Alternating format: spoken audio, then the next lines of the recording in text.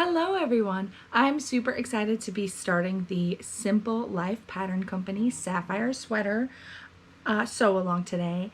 This one is such a simple sew. It's great for beginners. It's great for almost any type of knit fabric that you like wearing.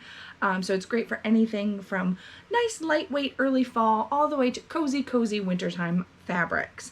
So I have on my table here everything I'm going to be using today. Obviously I haven't picked up my threads yet, so you need thread, but I'm going to be making 3 different sweaters. So I've got my 3 fabrics, the pattern ready to glue, which I like to glue my patterns, but if you prefer tape or stickers or printing big, whatever you prefer to put your pattern together. I also prefer to use clips and a rotary cutter for cutting my fabric out. And I've got scissors for trimming thread and things like that. So I am ready to get started and super excited. Let's dive right in.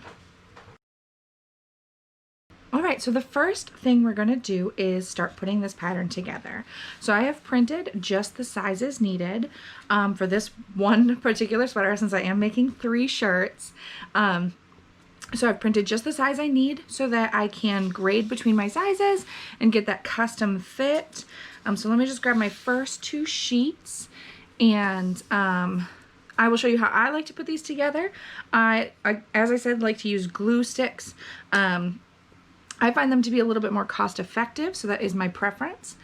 And then I just run glue across the pattern piece itself and line up the circles and the pattern and the lines across there. So then I'm just going to keep doing that for the entire pattern.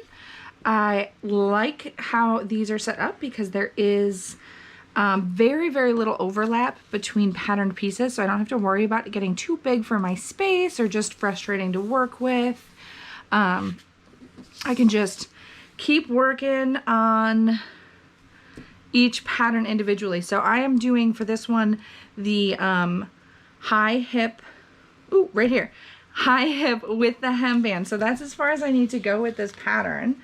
And then I can grab sheet 21 and start over up here. So I'm just going to continue to glue this pattern together in its entirety, and then we will be ready to grade and get started. All right, super excited. I have my very first sweater cut out and ready to go. I am going to be using the Sienna double brush poly for this very basic version of it. I've got my 5-inch neckband right here. I have my 2 sleeves, which I have clipped my markings for that center cap, and then just a double clip to tell me where the back of the sleeve is, because that's just easiest for me. And then I have my front and my back. So the first thing that we do is just attach these at the shoulder. So I'm just going to open up, I'm going to start with the back actually. I'm just going to open up the back and lay it right sides facing up on my table. And then take my front piece and put it right sides facing down right on top.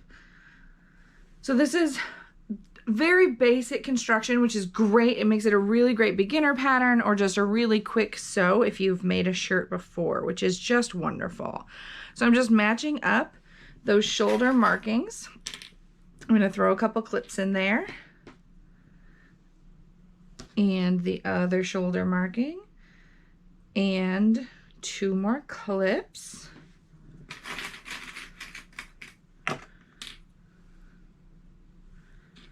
And then so you can see what this looks like, let me lay this back out.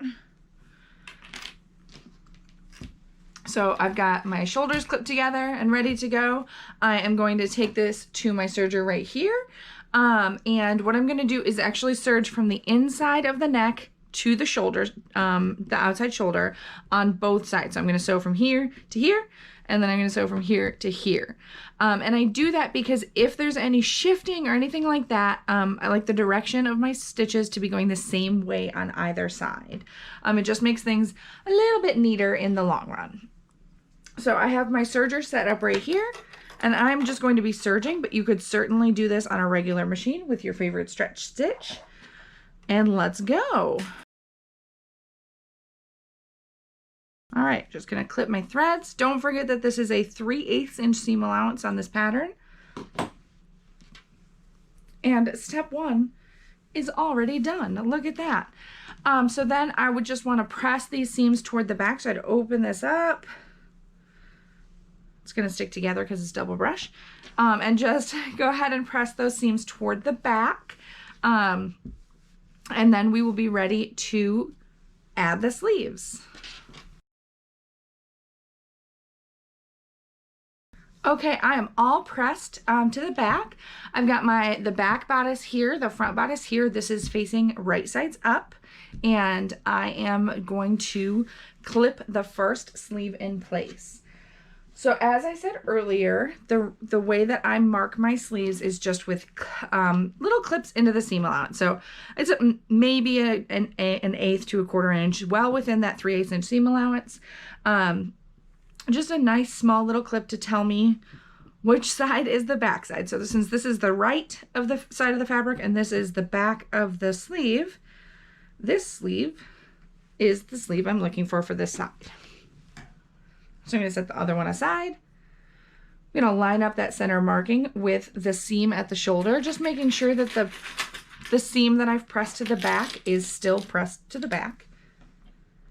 And I am going to come and bring the front corner of this and line it up with the underarm seam over here and just put a clip in there. And then I like to walk just a little bit up right here and add a clip just where it's kind of still flat and just start matching up the curve. So since these are inverse curves, you just kind of have to let it talk to you, let it work for you. Don't force it anywhere. And then I just like to grab those two and kind of just give it a little tug, and it kind of usually matches up nicely, which is quite beautiful and a great sleeve. And then I'm just going to do the exact same thing for the back side. So underarm seam of the back bodice, underarm seam of the sleeve. I'm just going to eliminate any pulling that I have just straight off the bat before I add a quick clip right there.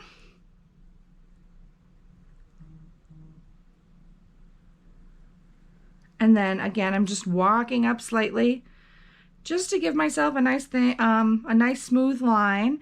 You don't want to be pulling. This should match perfectly. So you don't really want to be pulling or tugging in order to get it to fit. So then I'm just grabbing those two clips already and giving it just a little tug to help those line up.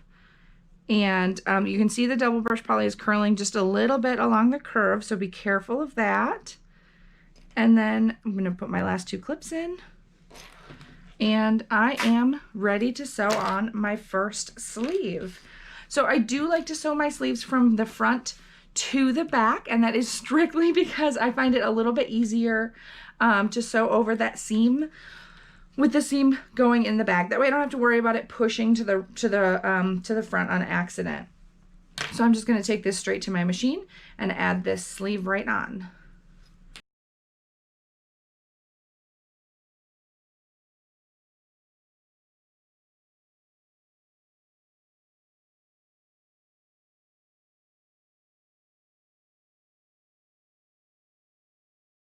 Okay, and you saw me stop a couple of times just to situate things and make sure that everything was looking good. Because they're inverse curves, it can be just a little bit tricky to keep them lined up while you're sewing, so just keep going. Totally okay to take your time and do it at your own pace. And then I'm just going to do exactly the same thing for the other sleeve. So I'm just going to do that real quick, and we'll be ready for the next step. Okay, so I have both of my sleeves on. Guys, this is basically a shirt already. How awesome is that? So the next step is going to be the side seam. And so I'm just going to show one of those right now. What I like to do is match this up at the underarm at the bottom of the sleeve. So this is my sleeve. This is the body of the shirt. And so I match up that underarm seam. And since I like to sew from the hem of the sleeve all the way down to the hem of the shirt. I like those seams to be pushed toward the body of the shirt. So I'm just going to put a clip right there. And then match up that hemline and just kind of give it a little wiggle. I like to give it a little wiggle, let the fabric settle into where it needs to be, where it wants to be, and then throw a couple of clips in. What this does is just really help give a nice even hem, since you know you've cut it straight of grain, you know that it's looking really good. It's just been moved about and manipulated a good bit, so it just needs a reminder of the shape it's supposed to take. So I'm gonna add just a couple clips here, and then we'll move on to the body of the shirt, and we're gonna do the exact same thing. Let me get the other sleeve out of the way. So we're gonna line up the hemline of the side seam all the way down here, and I'll just throw a clip right there, and then just give it a little wiggle, wiggle, have a little dance, whatever makes you happy.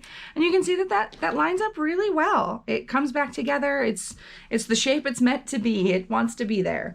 So if you're struggling for things to go together, if you've got curling fabrics or slippery fabrics, sometimes they just need a little wiggle to remind them of the shape they're supposed to take. So this is ready for me to sew this side seam. So I'm gonna just pop on my serger right here and sew once again from the hem of the sleeve all the way down the side to the hem of the shirt.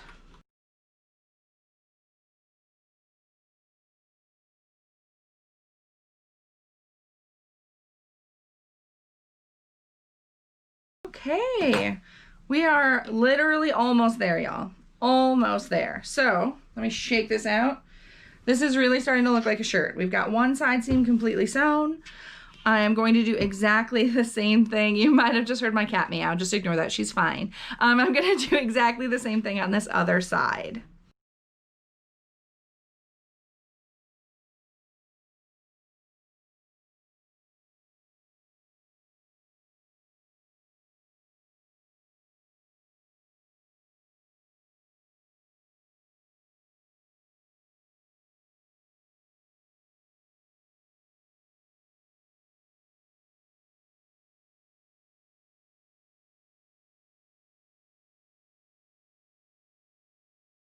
We have a shirt. This is basically a shirt, y'all. Like, boop, almost done. So from here, we are gonna move on to the neckband, and I'm gonna need my regular machine for that. So let me just change up my setup, and I'll be right back.